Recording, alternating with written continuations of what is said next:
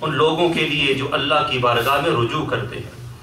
پھر آقا علیہ السلام دو عالم کے مالک مختار صلی اللہ علیہ وآلہ وسلم کا فرمان عالی شان ہے کہ نیکی پرانی نہیں ہوتی اور گناہ بلایا نہیں جاتا، جزا دینے والا یعنی اللہ عز و جل کبھی فنا نہیں ہوتا، لہٰذا جو چاہے کرے تو جیسا کرے گا ویسا ہی بھرے گا، جیسی کرنی ویسی بھرنی۔ آقا علیہ السلام فرمایا اچھے عمل کریں گے اس کی جزا اچھی، برے عمل کر لیے اگر زندگی ہے توبہ کرے رجوع کرے اللہ معاف فرما دے گا۔ ہاں یہ کوشش کرنا اور اس طرف دگدو کرنا اور سوچنا کہ کوئی بات نہیں برے عمل بھی کر لے تو کوئی اللہ معاف فرمانے والا ہے، ایسا ہرگز نہیں کرنا چاہیے۔ پھر حضرت سیدنا جابر بن عبداللہ رضی اللہ تعالیٰ عنہ بیان کرتے ہیں محبوب رب اکبر محسن انسانیت صلی اللہ علیہ وآلہ وسلم کا فرمان مغفرت نشان ہے، جب اللہ عز و جل کسی بندے کی مغفرت فرمانا چاہتا ہے، جب اللہ عز و جل کسی بندے کی مغفرت فرمانا چاہتا ہے تو اسے گناہ سے روک دیتا ہے، اور جب اللہ عز و جل کسی بندے کا عمل قبول کرنا چاہتا ہے تو اسے نیک عمل کی طرف مائل کر دیتا ہے۔ یعنی کہ گناہ کی طرف اللہ روک دے، عمل قبول کرنا چاہے مغفرت فرمانا چاہے اللہ عز و جل تو اس کو گناہ کی طرف سے روک دیتا ہے، اور پھر جب عمل قبول کرنا چاہتا ہے تو نیک عمل کی طرف مائل کر دیتا ہے۔ سیدنا عبداللہ بن عباس رضی اللہ تعالیٰ عنہ سے روایت ہے کہ آقا علیہ السلام کا فرمان خوشبودار ہے، توبہ کرنے والے جب اپنی قبروں سے نکلیں گے تو ان کے سامنے سے مشک کی خوشبو پھیلے گی، وہ جنت کے دسترخوانوں پر آ کر اس میں سے کھائیں گے، اور وہ عرش کے سائے میں ہوں گے جبکہ دیگر لوگ حساب کی سختی میں مبتلا ہوں گے۔ یہ ساری فضیلتیں توبہ کی ہیں۔ اب توبہ اگر بندہ کر لے اس پر قائم رہنا اس کے لیے مشکل ہو جاتا ہے، اس لیے بعض کا توبہ نہیں کرتا کہ یار ابھی کرتا ہوں پھر نہیں ہو سکتی، پھر کرتا ہوں نہیں ہوتی، یہ بھی عذر نہیں ہے۔ جب بھی گناہ خدا نخواستہ ہو جائے تو فوراً اللہ رب العزت کی بارگاہ میں بندے کو رجوع لانا چاہیے، پتہ اس نہیں اسے اگلا ساعت ملتی ہے کہ نہیں ملتی۔ اگر وہ رجوع لے آتا ہے اور توبہ کر لیتا ہے تو اللہ عز و جل توبہ قبول کر فرمانے والا ہے۔ تو پھر کیا ہوگا اگر اس کی ڈیتھ ہو جاتی ہے توبہ پر تو کیا ہوتا ہے، جیسے کہ آپ نے فضیلت سن، جب قبر سے نکلے گا تو اس کے سامنے مشک کی خوشبو پھیلے گی، اور پھر وہ جنت کے دسترخوان پر آ کر اس میں سے کھائیں گے اور عرش کے سائے میں ہوں گے جبکہ دیگر لوگ حساب کی سختی میں مبتلا ہوں گے۔ تو اس لیے ہمیں بالکل ڈیلے نہیں کرنا چاہیے، ہر وقت اللہ رب العزت کی بارگاہ میں گریہ ازاری کر کے اور توبہ کا دامن بالکل نہیں چھوڑنا چاہیے۔ ایک شخص نے تاجدار رسالت شہنشاہ نبوت صلی اللہ علیہ وسلم کی بارگاہ میں حاضر ہو کر عرض کی، یا رسول اللہ صلی اللہ علیہ وسلم میں کس چیز کے ذریعے جہنم سے نجات پا سکتا ہوں؟ کتنا امپورٹنٹ سوال ہے۔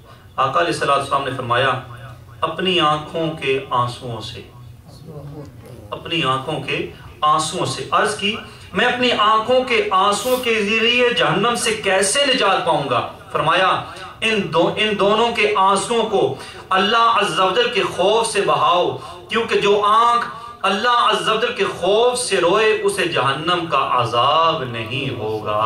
سبحان اللہ، کتنی بڑی فضیلتیں ہیں۔ اب جو اللہ کے محبوب لوگ ہوتے ہیں، اللہ کے پیارے ہوتے ہیں، سے پہلے غوث پاک کی بات کریں، آئیں ایک واقعہ آپ کے سامنے بیان کرتا ہوں۔ ابن جوزی رحمۃ اللہ تعالیٰ علیہ فرماتے ہیں، بہت پیارا واقعہ ہے، یقین مانیں دل کے کانوں سے سنیں، اگر 10 مرتبہ سنیں یا 10 مرتبہ پڑھیں کبھی ایسا نہ ہو کہ آنکھوں سے آنسو نہ نکلیں، پر دل کے کانوں سے سننے والا۔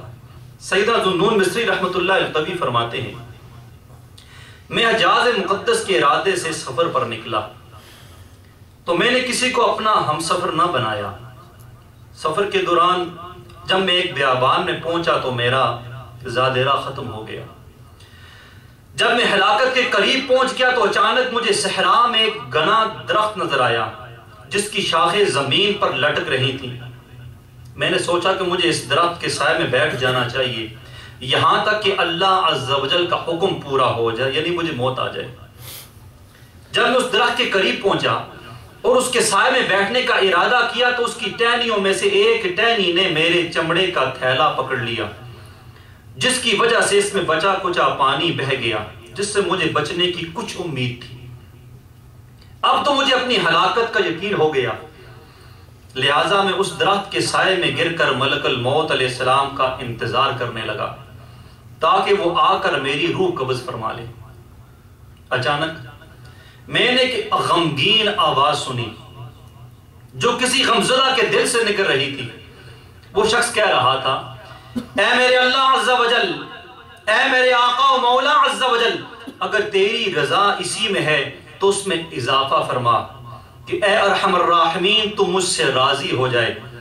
یہ سن کر میں اس سمت چلا، اس آواز کی سمت چلا تو میں نے ایک حسین و جمیل شخص کو دیکھا جو ریت پر پڑا ہوا تھا اور بہت سے گرد اسے گھیرے ہوئے تھے اور اس کا گوشت نوچنا چاہتے تھے۔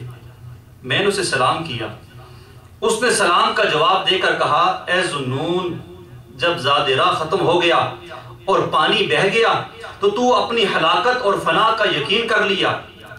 میں بڑا حیران ہوا، میں اس کے سرہانے بیٹھ گیا، گرد اسے گھیرے ہوئے ہیں کہ اسے نوچیں۔ اس کے سرانے بیٹھ گیا، اس حالت دیکھ کر میرا دل بھر آیا اور میں رونے لگا۔ اچانک کھانے کا ایک پیالہ میرے سامنے رکھ دیا گیا، پھر اس شخص نے اپنی ایڑی زمین پر رگڑی تو ایک چشمہ پھوٹ پڑا، اس کا پانی دودھ سے زیادہ سفید اور شہد سے زیادہ میٹھا تھا۔ اس نے مجھ سے کہا، ذوالنون کھا پی لو کیونکہ تمہارا بیت الحرام پہنچنا نہایت ضروری ہے، مگر اے ذوالنون میرا ایک کام ضرور کرنا، اگر تم میرا کام کرو گے تو تمہیں اجر و ثواب ملے گا۔ میں نے پوچھا وہ کام کیا ہے؟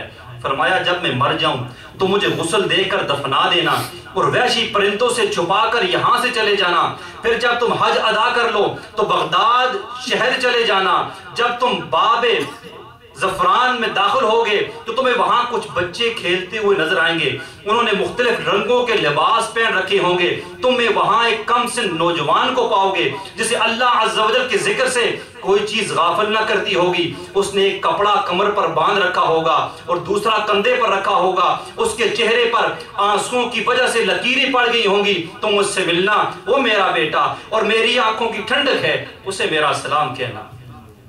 سیدنا ذوالنون رحمت اللہ تعالی علیہ فرماتے ہیں جب وہ بات کر کے فارغ ہوا تو میں نے انہیں یہ کلمہ اشہد ان لا الہ الا اللہ و اشہد ان محمد رسول اللہ پڑھتے ہوئے سنا، پھر انہوں نے ایک آہ بھری اور فانی دنیا سے رخصت ہو گئے۔ میں نے انا للہ و انا الیہ راجعون پڑھا، میرے سامان میں قمیض تھی جسے میں نے بہت سنبھال کر رکھا تھا، پھر میں نے انہیں پانی سے غسل دیا، کفن پہنا کر ریت میں دفنا دیا اور بیت الحرام کی طرف چل دیا۔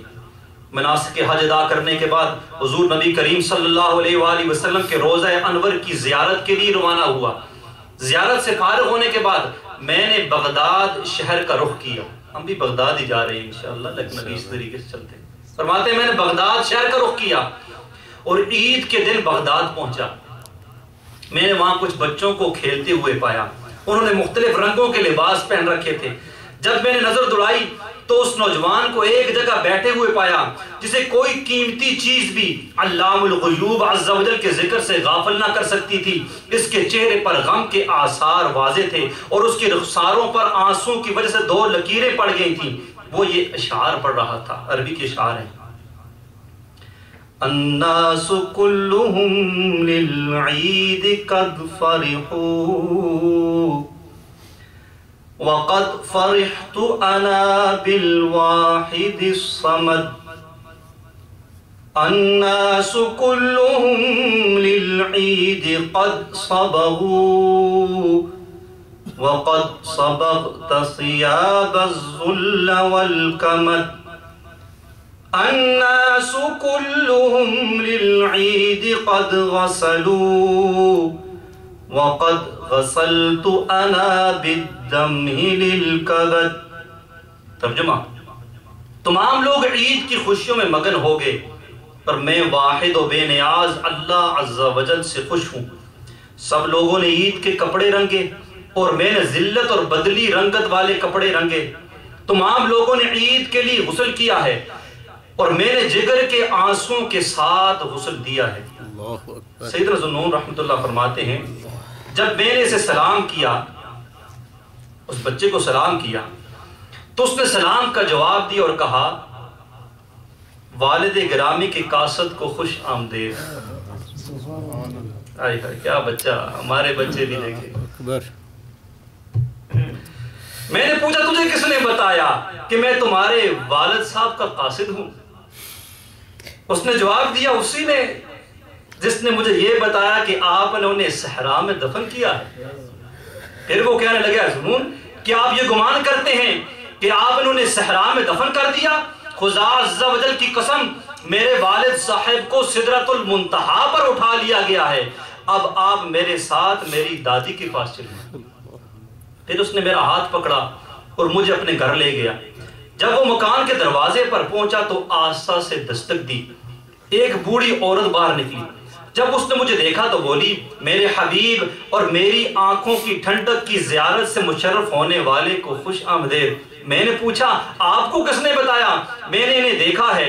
وہ کہنے لگی اسی نے جس نے یہ بتایا کہ تم نے اسے دفن کیا ہے اور تمہارا کفن تمہیں واپس لوٹا دیا جائے گا۔ اے ذوالنون مجھے اپنے رب عز و جل کی عزت و جلال کی قسم، اللہ عز و جل میرے بیٹے کے بوسیدہ لباس پر فرشتوں کے سامنے فخر فرما رہا ہے۔ پھر اس نے پوچھا اے ذوالنون یہ تو بتاؤ کہ تم نے میرے بیٹے، میری آنکھوں کی ٹھنڈک اور دل کے ٹکڑے کو کیسے رخصت کیا؟ میں نے کہا میں نے اسے بے آب و گیا جنگل میں ریت اور پتھروں کے درمیان تنہا چھوڑ دیا تھا۔ اس نے اپنے پروردگار رب غفار عز و جل سے جو امید باندھ رکھی تھی وہ پوری ہوگی۔ جب اس بڑھیا نے یہ بات سنی تو اس بچے کو اپنی سینے سے چمٹا لیا اور وہ دونوں میری نظروں سے اوجھل ہو گئے۔